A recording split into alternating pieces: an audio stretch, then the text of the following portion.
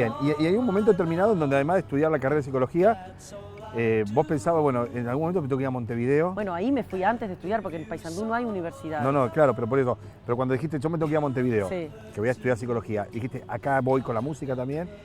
Yo había empezado a estudiar guitarra en Paysandú, guitarra clásica, así un poquito con un profesor de allá. Y viste cómo es, yo era joven, quería tocar canciones de Sui Generis, qué sé yo, de Fito, de la trova rosarina, que me influía mucho también, porque Paysandú, Litoral, Coso, tenía toda esa influencia. Quizá más que de Montevideo, más que de la música urbana, digamos. Y bueno, y ahí, cuando llegué a Montevideo, quise seguir estudiando, le pedí a Jorge Dressler, mi primo, que me pase un pique de a quién podía yo llamar. ¿Y estaba en Montevideo, Jorge? Sí, Jorge vivió en Montevideo toda la vida hasta instalado que ahí. Y ahí me fui a Montevideo a estudiar y fue como un primer desarraigo importante, porque si bien yo conocía mucho Montevideo, vivir sola, dejás de vivir con tus padres, tenés que administrarte unos magros pesos de estudiante. Yo me gastaba toda la plata la primera semana, después vivía pidiendo fiado por todos lados, me conocía todo el barrio ya. Y bueno, y empezar a ver qué es lo que querés hacer el resto de tu vida, porque en esos años se define mucha cosa, no solo qué querés hacer, sino estás definiendo qué querés ser, porque viste que ahí esa etapa es esa cosa de la vocación así tan clara, a mí no me pasó. Eso te iba a decir, es muy difícil que un pibe de 18 años, 19 tenga años, claro qué carácter, sepa qué va a ser el resto de su vida, aparte qué imposición, ¿no? Yo quise estudiar, me consideré privilegiada por poder hacerlo, sabía que no todo el mundo podía ir a Montevideo a estudiar o tenía la posibilidad de que sus padres puedan ayudarte económicamente para hacerlo, ¿no? Entonces primero empecé a estudiar Derecho, me torcí al toque, dije, ¿qué estoy haciendo acá? Ni muerta. Como empezaba Ciencias de la Comunicación a mitad de año, porque por paros y por cosas empezaba tarde, me metí en Ciencias de la Comunicación, que ahí trabajé en CX30 Radio Nacional, haciendo una pequeña pasantía, que terminé haciendo un radioteatro con Juseca, Julio César Castro, el inventor de los cuentos de Don Verídico. Landricina cuenta cuentos de Juseca, de Don Verídico, el boliche El Resorte. Sí. Todo eso era un flaco bárbaro, delirante, impresionante, surrealista total, y hacíamos un radioteatro con realidad política, y él precisaba a alguien que fuera muy mala, un personaje femenino, mala no de enojo, sino de mala actriz, mala.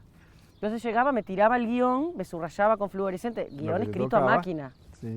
Lo que me tocaba, y ahí nos metíamos al estudio, no tenía tiempo ni de leerlo. Entonces mis participaciones eran, ¿pero cómo has hecho esto?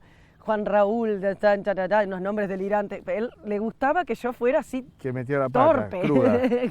que no fuera una actriz de radioteatro. ¿Y de eso viviste un tiempito? Y eso me daba muy poco dinero, ahí todavía mis padres me ayudaban. Después empecé a trabajar en un supermercado, vendí raciones para vacas lecheras. Bien. Eso fue un pique que me pasó mi padre, agarré el auto de él, un día me fui por unos tambos de Florida, metí ahí un par de clientes.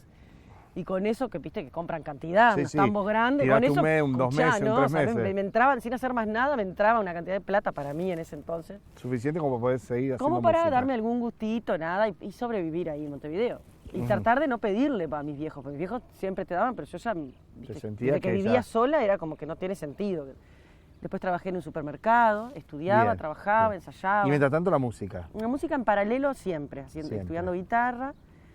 Se me abrió un universo imponente en Montevideo de autores nuevos que yo no conocía, como Fernando Cabrera, como Darno Jans, Rubén Olivera, Numa Moraes, que si bien yo lo conocía, no conocía casi nada de todo su amplio repertorio. Qué sé yo, a muchos ya conocía a Leo Maslía, y todo eso yo escuchaba desde chica, pero se me abrió un panorama de la canción urbana, de este tipo de música de autor así, que a Paysandú realmente no llegaba. No. Y bueno, y ahí inmediatamente, después que terminé Ciencias de la Comunicación ese semestre, qué sé yo, me metí en Psicología y seguí paralelamente haciendo cosas con la música y Psicología. Bien. ¿Y en qué momento te diste cuenta que no era Psicología tampoco y que iba a ser la música? Mirá, no ya para vivir de la música, ¿no? Sino vivir por la música. Es decir, yo tengo que hacer esto y si me alcanza para comer, me alcanzará y si no, seguiré gagueando. Totalmente. Cuando me recibí de psicóloga, empecé a trabajar haciendo consultas psicológicas, qué sé yo. Me di cuenta que ahí tenía que empezar a estudiar en serio psicología, para ser por lo menos psicoanalítica, que era lo que a mí me gustaba. O sea, yo quería profundizar, y para ser un buen psicoanalista tenés que, ni bien te recibís, empezás a estudiar mucho más profundo y desde otro lugar y permanentemente. Claro. Y en la música me estaba yendo muy bien, yo estaba cantando con el Cuarteto Vocal La Otra, con Rubén Rada estábamos haciendo Rada para niños, yo formaba parte de ese staff.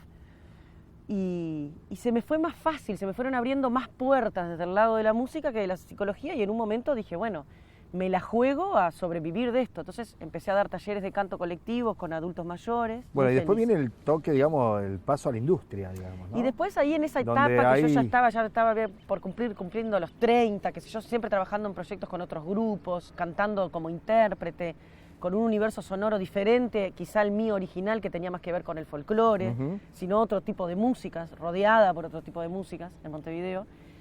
Se me dio por componer unas canciones, compuse Amargo de Caña, compuse Soy Sola, compuse Tierra Adentro. Y dije, ay, yo tengo ganas de hacer un disco, pero no soy yo compositora, voy a mejor pedir canciones a amigos músicos, que ya tenía muchos contemporáneos, o sea, de mi generación, y otros más grandes, Cabrera, Samantha Navarro, Martín Buscaglia, Los Dresler, qué sé yo. Canciones que me dieran para que yo grabe en mi disco, que un poco dijeran lo que yo no podía decir con mis propias palabras. Y empecé como ese proceso hasta que me vio un día cantando en una reunión familiar, justamente, Carlos Casacuberta, que es un gran musicazo del Peyote Asesino, productor, divino, economista también, salado. Sabe todo. Salado. Las arma salado, bien, economista, consultor así. Y la cocina la sirve y la come. Ponente, muy inteligente. Entonces me dijo, qué lindas las canciones esas tuyas.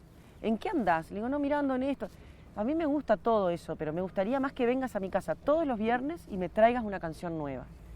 Fue como que me dijo, bueno, yo veo que ahí hay un hilito, la punta de un carretel. Vamos a laburarlo en serio. Quiero ver qué sale de ahí. Entonces, frente a ese pedido que yo dije, este tren pasa esta vez y lo tengo que tomar o lo pierdo para siempre, ¿viste?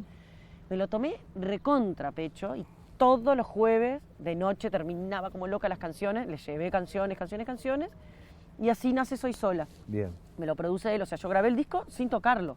No tenía banda, nada. Grabé el disco con unos brutos músicos. De sesión, que los conocíamos antes de grandes músicos amigos de él. Por ejemplo, grabó Campodónico, grabó Superbiel, Los Ibarburu, Fernando Cabrera cantó. Puso todo lo mejor. Todo el arsenal de músicos de él ahí tocando. Gonzalo Gutiérrez, bueno, cantidad de excelentísimos músicos que yo llegaba. ¿Y lo produjo él? Lo produjo él artísticamente, lo maqueteó todo, laburó como loco, se copó, se enamoró del proyecto, le puso todo el corazón. Y ahí arrancó Soy Sola, que le empezó a ir bien. Acá en Argentina salió editado por los Años Luz, me nominaron al Gardel, qué sé yo, no lo gané, pero empecé a hacer un poco de ruido. Liliana Herrero